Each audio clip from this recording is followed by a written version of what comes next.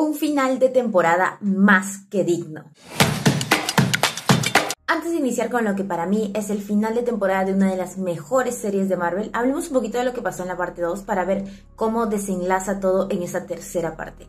Justamente en la segunda parte nos mostraron cómo los X-Men decidieron dividirse en dos grupos, el equipo azul y el equipo dorado, que de hecho es una referencia a sus colores habituales. Y cada uno iba a combatir una de las amenazas. Por un lado iban a ir contra Bastión para tratar de ponerle el inhibidor que habían construido para desconectarlo de todos los Centinelas Prime, y por el otro lado iban a ir donde Magneto para tratar de convencerlo de que revierta los daños que le había hecho a la Tierra. El bando que fue donde Bastión no tuvo tanto éxito, puesto de que Bastión los tenía sometidos y encima estaba Siniestro, que de hecho tenía un as bajo la manga, que era el tema de Cable, porque le había puesto un controlador mental tal cual como se lo puso Madeline cuando recién la creó. Debido a esto, Cable terminó atacando a Jean, y de hecho Jean se despidió de Scott porque sentía que ya se iba y telepáticamente le comunicó lo que estaba pasando.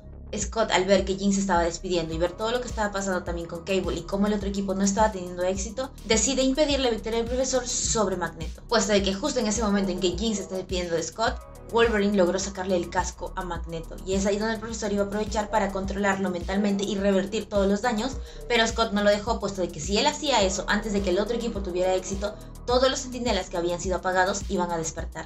Scott, al impedir que el profesor revierta todos los daños que hizo Eric, termina dándole la ventaja a Magneto, y es ahí donde Wolverine decide apuñalarlo. Ante esto Magneto se enojó muchísimo y lo que hizo fue darse la vuelta y quitarle todo el adamantium del cuerpo a Wolverine, dejándolo totalmente herido. Y hasta ahí es donde llegó la segunda parte, y ahí tenemos a los dos equipos luchando en diferentes bandos, y de hecho ni uno de los dos logró tener éxito, por lo menos hasta ese momento. Y es ahí donde iniciamos esta tercera parte y último capítulo de la primera temporada, puesto de que nos sitúan en un bar alemán de la posguerra, en donde vemos a Eric conversando con Charles sobre el tema de los mutantes. Al inicio creí que era una especie de flashback que nos estaban mostrando acerca de cómo ellos se conocieron, porque allí ellos se confiesan que ambos son mutantes y revelan los poderes que tienen, y de hecho también muestran su punto de vista sobre el tema de los mutantes en la sociedad. Pero lo que no esperé es que en ese momento se escuchara la voz de Rogue llamando a Eric, y fue ahí donde nos dimos cuenta que todo esto solo estaba en la mente de Eric porque Charles lo estaba controlando. Justamente hace un tiempo hice un video de que si Charles decidía controlar la mente de Magneto, esto iba a dar paso al nacimiento de Onslaught. Y de hecho no creo que me haya equivocado, porque más allá de esta instrucción psicológica, él también le advirtió a Eric que iba a secuestrar su mente si él mismo no decidía revertir los daños que le había hecho a la Tierra. Y Eric se negó, por lo cual el profesor decidió secuestrar su mente para revertir todo por su cuenta,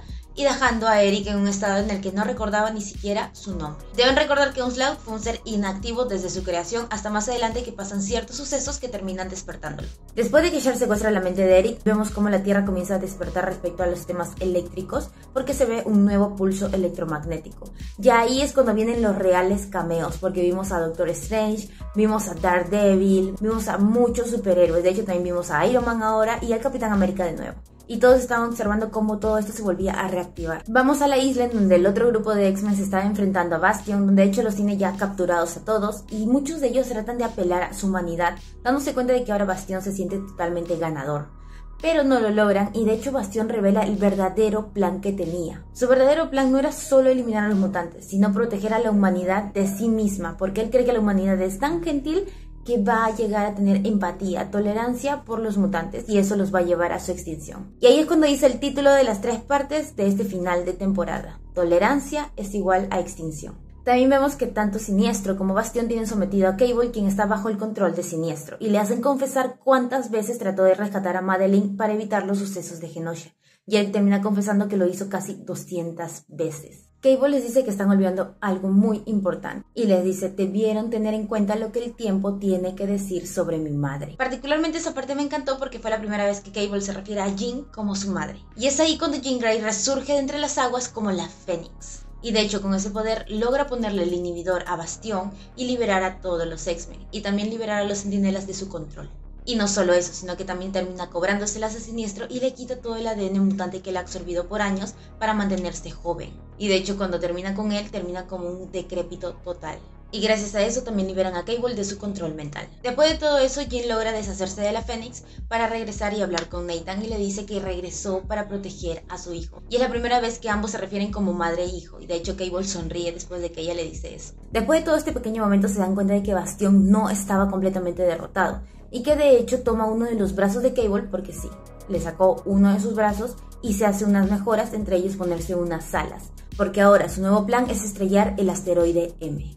Regresamos al asteroide M, donde vemos que los X-Men que están ahí están cuidando de Wolverine después del ataque que recibió de Magneto. Luego, Scott, Jean y el profesor conversan sobre qué está pasando, por qué el profesor no despierta y por qué Magneto también está en ese estado. Y el profesor les confiesa que después de atacar psíquicamente a Magneto ha destruido su mente. Y él no quiere que esto tenga consecuencias más graves y quiere ayudarlo a reaccionar, por lo cual él se va a quedar dentro de su mente para ayudar a Eric a que despierte. Scott no se muestra muy de acuerdo, pero aún así el profesor continúa con su plan. Después de eso, Scott es advertido por Jean de que Bastión está en camino hacia el asteroide M por los planes que tiene ahora. De hecho, también vemos como Bestie y Forge en la isla tratan de reconstruir un centinela para ayudarlos a ir al espacio. Una vez de que Bastión llega al asteroide M, la que da el primer golpe es Rogue y le repite las mismas palabras que dijo Gambito al momento de morir. Y le dijo, su nombre es Gambito. Recuérdalo. Y si bien el ataque de Rogue es bastante contundente, Bastión logra salir ileso de ese ataque y logra atraparla. Es en ese momento que yo de verdad creía lo peor, que Roberto la salva y confiesa su nombre de superhéroe, que es Sunspot. Volvemos a la Tierra, en donde el presidente Kelly quiere activar los protocolos Magneto, que son estos misiles que van a ir en contra de él, a lo cual el Capitán América como Pantera Negra se muestran en total desacuerdo ante ello, ya que no saben lo que está sucediendo realmente en el asteroide M. Aún así, el presidente decide activar los protocolos. Luego regresamos con Charles, quien sigue tratando de devolverle su memoria a Eric y le comienza a hacer recordar ciertas cosas de su pasado, cosas que ha vivido, pero aún sigue sin responder completamente. Seguimos con la pelea que está teniendo Rogue y Sunspot contra Bastion, y de hecho Bastion logra salvarse de todos sus ataques y regresa a la nave. Una vez en la nave, la pelea es contra Jubilee, Court y Scott. Los tres logran darle pelea y Jubilee logra sacarle las alas a Bastion, y Scott logra darle un golpe muy certero. Aún así no es suficiente porque sigue levantándose, y es ahí cuando llega un centinela que de hecho creo que Bastion pensaba que estaba controlando, pero no, sino que se trataba del centinela que habían reconstruido en la isla los otros X-Men para llegar al asteroide M. Este centinela termina aplastando a Bastion y aún así sobrevive, y ahí es cuando Kurt, sorprendido, dice, él es el futuro encarnado, tal cual como se lo estaba diciendo Jean cuando trató de advertir a Scott de que Bastion iba al asteroide. Scott, al escuchar las palabras de Kurt, se pone a pensar si realmente deberían seguir atacando a Bastion o deberían hacer lo que siempre han predicado. Pues Scott mira a todo su equipo enojado con ganas de luchar y les dice que no, que lo que deberían hacer es abrazar el futuro, tal como ellos siempre repiten.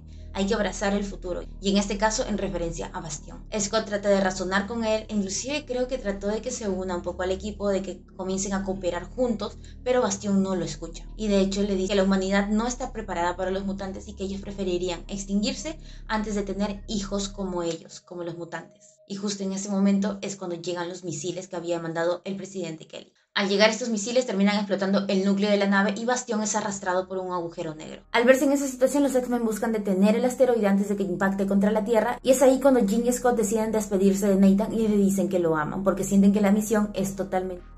Todos tratan de detener el asteroide con sus poderes, pero no tienen éxito. Y es ahí cuando regresamos con Charles y Magneto en la psiquis de Magneto, donde Charles sigue tratando de hacerle recordar quién es. Y ahí es cuando Charles le dice a Magnus que son una familia y siempre vale la pena luchar por esa familia. Y es ahí cuando Magneto reacciona y sale diciendo la frase Magneto vive. Para mí fue un momento totalmente épico. Al despertar, Magneto logra mover el asteroide sin mucha dificultad y los salva a todos. En la Tierra celebran absolutamente todos. Cuando los X-Men se están alejando junto con el asteroide, de la nada desaparecen. Y ahí es cuando inicia la premisa de lo que va a venir en la segunda temporada, así que atentos. Cuando sucede la desaparición, Forge estaba en la Tierra cuidando a Cable, por lo cual ni él ni Cable desaparecieron en ese momento. Y lo que sucede es que Forge comenzó a buscar a los X-Men por meses, pero jamás los encontró y ya estaba comenzando a dar...